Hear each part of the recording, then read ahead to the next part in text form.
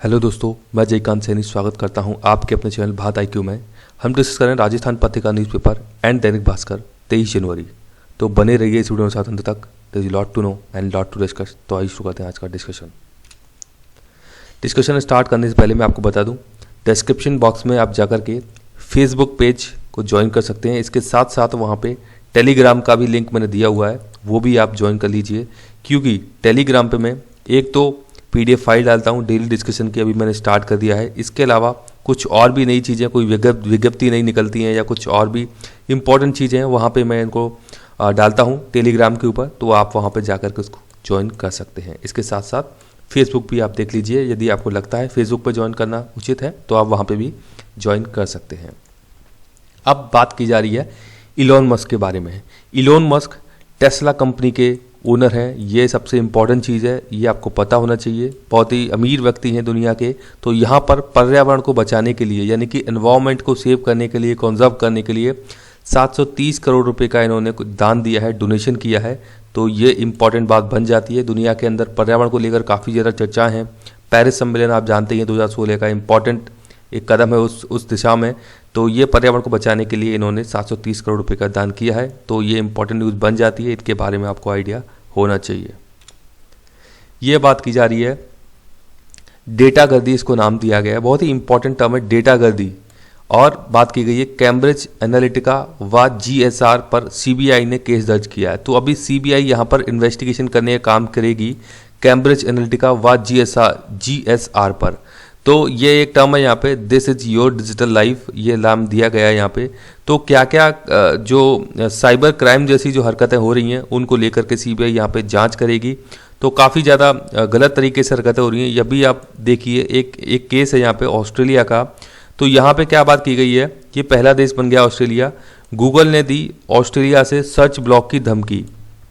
अब होता क्या है कि ये कभी भी आप जाइएगा और गूगल पे सर्च, आप किसी भी वेबसाइट के बारे में कुछ भी जानना चाहते हैं तो वहाँ पे जो भी ऑर्गेनाइजेशन है उसकी एक वेबसाइट होती है प्रॉपर। सपोज कि हम बात करते हैं ऑक्सफोर्ड एक डिक्शनरी है, या राजस्थान न्यूज़पेपर एक पत्रिका न्यूज़पेपर है एक, तो उसकी अपनी एक वेबसाइट है। तो वहाँ क्या होता है, जैसे कि आप गूगल पे सर्च करते हैं तो आप वेबसाइट की लिंक पर जाने से पहले साइड में आपको राइट हैंड साइड में आप देखेंगे तो आपको बहुत कुछ इन्फॉर्मेशन वहाँ पे मिल जाती है उसके बारे में। तो कई बार ऐसा होता है, ऑस्ट्रेलिया ऐसा बोल रहा है कि वहाँ पे जैसे कि कुछ पब्लिशर्स हैं, जो राइटर्स हैं, उनकी अपनी वेबसाइट्स हैं। तो जो विजिटर आ रहा है गूगल पे, वो उन वेबसाइट्स के ऊपर नहीं जा रहा है, जो वेबसाइट की लिंक है वहाँ पे नहीं जाता है। वो जो ऊपर साइड में इन्फॉर्मेशन आती है वहाँ से वो इन्फॉर्मेशन देख करके और बैक हो जाता है। तो इस केस में ऑस्ट्रेलिया का ऐसा मानना है कि गूगल, फेसबुक जैसे ये जो प्लेटफॉर्म है, इनको उन वेबसाइट्स को कुछ पैसा पे करना चाहिए। क्योंकि वो उनके जो ऑथर हैं, उनके जो और भी स्टाफ हैं, वो इतना सारा मेहनत कर रहे हैं और उनको कुछ रेवेन्यू जनरेट नहीं हो पा रहा है। सारा का सारा जो काम है वो गूगल सर्च इंजन वहाँ पे दिखा करके कर देता है, वो इन्फॉर्मेशन दे करके राइट हैंड साइड में। तो उनकी वेबसाइट पे ट्रैफिक नहीं आ रहा है, जो भी वो ऑर्गेनाइजेशन है। तो इस प्रकार की बात निकल करके आ रही है। तो ऑस्ट्रेलिया ने बताया है कि उनको पैसा पे करना चाहिए गूगल, फेसबुक जैसी जो कंपनीज हैं, और इसीलिए गूगल ने ऑस्ट्रेलिया से सर्च ब्लॉक की धमकी दी है, उसको हटाने की ऑस्ट्रेलिया के अंदर से। तो ये एक यहाँ पे घटनाक्रम है ऑस्ट्रेलिया का। अब यहाँ पे CBI जांच कर ही रही है एनालिटिका को लेकर के। आपको पता होगा कैम्ब्रिज एनालिटिका भारत में काफ़ी ज़्यादा चर्चा में भी रही थी, क्योंकि इसने कुछ डेटा दिया था इलेक्शंस को लेकर के, इलेक्शन को प्रभावित करने को लेकर के यहाँ पे डेटा दिया था।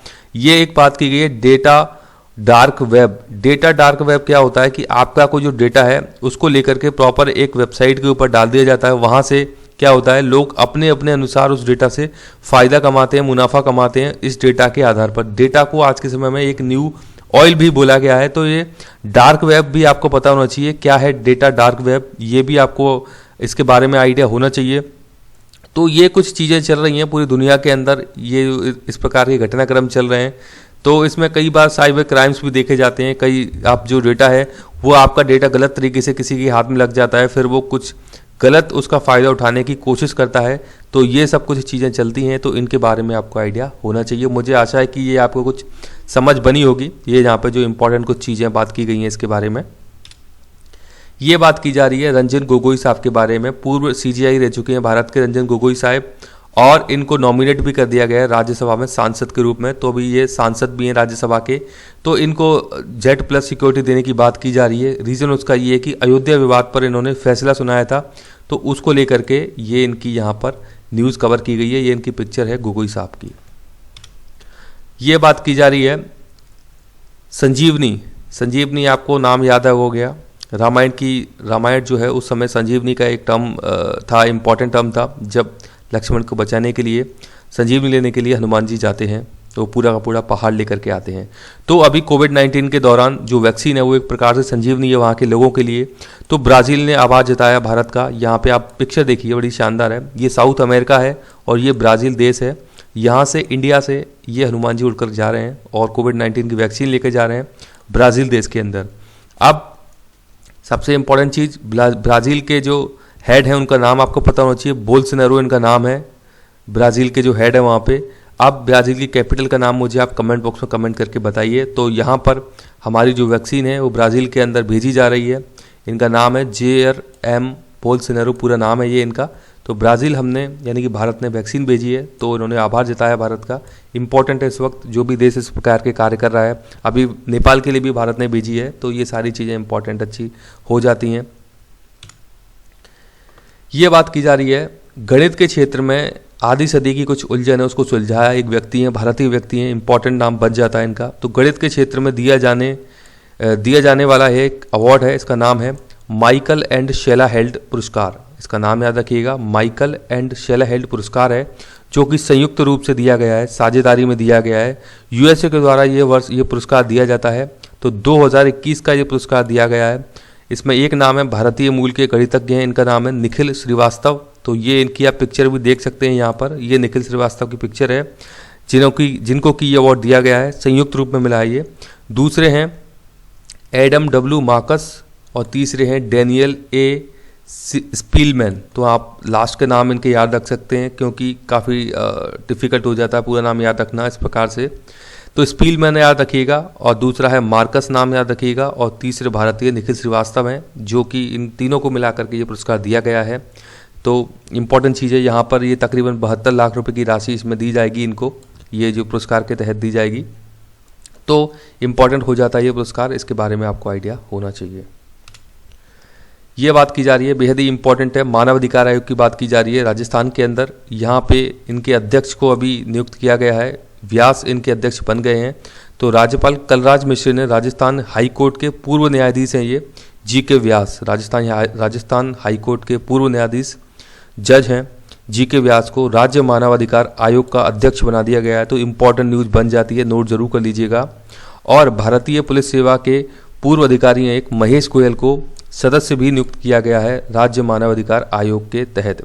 अब यदि आप मुझे चाहते हैं कि मानवाधिकार आयोग पर मैं कंप्लीट वीडियो बना दूं, जिसमें कि आपके सारे के सारे इंपॉर्टेंट फैक्ट हैं राज्य मानवाधिकार आयोग को लेकर के राजस्थान में, तो वो यदि आप चाहते हैं कि मैं उसके लिए सेपरेट वीडियो बना दूं, तो मुझे कमेंट बॉक्स में आप सभी कमेंट करके ज़रूर बताइए कि मैं इसके ऊपर वीडियो बनाऊँ या ना बनाऊँ। तो मुझे कमेंट जरूर कीजिए आप, यदि आप चाहते हैं इसके ऊपर सेपरेट वीडियो, तो वहाँ पे मैं आपका मानवाधिकार आयोग पूरा कवर कर दूंगा उसके तहत। तो ये आप मुझे ज़रूर बताइए। ये बात की जा रही है तृतीय श्रेणी शिक्षकों के 1339 और तृतीय भाषा के 481 नए पद स्वीकृत किए गए हैं, जो भर्ती निकाली गई हैं वहाँ पे। तो ये स्टाफिंग पैटर्न की विसंगतियों को दूर करते हुए राज्य सरकार ने ऐसा फैसला किया है कि तृतीय श्रेणी शिक्षकों के 1339 और तृतीय भाषा के 481 नए पद स्वीकृत किए जाएंगे। तृतीय भाषा जैसे कि संस्कृत हो जाती है, उर्दू, पंजाबी, इस प्रकार की तृतीय भाषाओं में आती हैं ये। तो यहाँ पे ऐसा बताया गया है कि राज्य के उच्च प्राथमिक स्कूल में किसी तृतीय भाषा के यदि 10 विद्यार्थी वहाँ पे होंगे तो उस भाषा का अतिरिक्त शिक्षक वहाँ पर लगाया जाएगा। तो इसलिए ये बदलाव किया गया है कि यदि 10 विद्यार्थी वहाँ पे होते हैं तृतीय भाषा के, तो उनके लिए अतिरिक्त शिक्षक का बंदोबस्त या इंतजाम किया जाएगा वहाँ पर। तो इसीलिए ये पदों में बढ़ोतरी की गई है इस बार। ये न्यूज़ है, मैं आपको बता चुका हूँ, ये न्यूज़ पहले भी कवर करा चुका हूँ, लेकिन आपको बार बार याद रहना चाहिए। डेजर्ट नाइट 21 युद्धाभ्यास भारतीय वायुसेना और फ्रांस की वायुसेना के बीच आयोजित हुआ है जोधपुर के अंदर। तो ये न्यूज़ आज फिर से आई है, तो आप नाम रख लीजिएगा डेजर्ट नाइट 21 युद्धाभ्यास, क्योंकि ये पूछा जा सकता है, इंपॉर्टेंट है, राजस्थान के संबंधित है और इंटरनेशनल न्यूज़ भी है ये। बात की जा रही है चौथ माता का मेला, तो चौथ माता का मेला बहुत ही इंपॉर्टेंट है। आर्ट एंड कल्चर में कई बार प्रश्न पूछा गया है, चौथ माता का मेला कहाँ पर भरता है, तो ये भरता है चौथ का बरवाड़ा सवाई माधोपुर में। तो इस बार ये मेला आयोजित नहीं होगा कोविड-19 के चलते, तो ऐसा ये यहाँ पे न्यूज़ निकल करके आ रही है, तो इसीलिए इसको यहाँ पे कवर किया गया है। ये बात की जा रही है पश्चिम बंगाल में भी चुनाव की तैयारी है, तो वहाँ पर बात की जा रही है चुनाव आयोग के हेड जो हैं यानी मुख्य चुनाव आयोग, तो वो कह रहे हैं कि चुनाव आयोग में धन बल का और बाहुबल का प्रयोग बिल्कुल भी बर्दाश्त नहीं किया जाएगा। तो चुनाव आयोग का नाम आपको पता होना चाहिए, इनका नाम है सुनील अरोड़ा साहब। ये बड़ी इंटरेस्टिंग मेरे को लगी थी न्यूज़ एक, इसलिए मैंने इसको कवर किया है। काम की नहीं है लेकिन बस आप देख लीजिए। तो इम्पॉर्टेंट आप देखिए क्या है कि लोग, आपने सुना होगा आपने लोगों को कि लोग डेली नहाते हैं, कुछ 3 दिन बाद, कुछ 2 दिन बाद नहाते हैं, लेकिन ये पहली ऐसी शख्सियत देखने को मिले हैं कि 67 साल यानी कि 67 ईयर्स से ये नहाए नहीं हैं। ये हाजी हैं, ये नहाए नहीं हैं। आप देख सकते हैं इनकी पिक्चर, किस प्रकार की इनकी सूरत है यहाँ पे। तो ये बात की जा रही है दक्षिणी ईरान के फार्स प्रांत है एक, यानी कि वहाँ पे राज्य है एक, दक्षिण ईरान के अंदर है राज्य, तो देजगाह वहाँ पे जगह है, वहाँ पे ये व्यक्ति हैं। तो ये 67 साल से नहीं नहाए हैं, इनका नाम हाजी है ये कोई। तो ये आप देख सकते हैं, बड़ी इंटरेस्टिंग मेरे को न्यूज़ लगी थी, जो कि 67 वर्ष से कोई व्यक्ति नहीं नहाया है, तो आप समझ सकते हैं। तो इनको सबसे गंदे शख्स के रूप में विख्यात हुए हैं ये, तो ये भी इंटरेस्टिंग है। ये दैनिक भास्कर से यहाँ पे एक न्यूज़ है, स्टेनोग्राफर की भर्ती प्रक्रिया शुरू है, 21 मार्च को लिखित परीक्षा का आयोजन यहाँ पे होगा। तो यदि आप में से कोई किसी भी तरीके से संबंधित है, यहाँ पे फॉर्म जिसने भी अप्लाई किया है तो वो तैयार हैं। 21 मार्च को इसके लिए लिखित परीक्षा प्रस्तावित की गई है, तो आप अपनी तैयारी अच्छे से जारी रखें। तो मुझे आशा है कि वीडियो आपको अच्छा लगा होगा। यदि वीडियो अच्छा लगा है तो ज़्यादा से लाइक, शेयर, सब्सक्राइब करें। आप मुझे अपने सुझाव कमेंट बॉक्स में या मुझे ईमेल भी कर सकते हैं। इसी के साथ धन्यवाद, मिलते हैं अगली वीडियो में।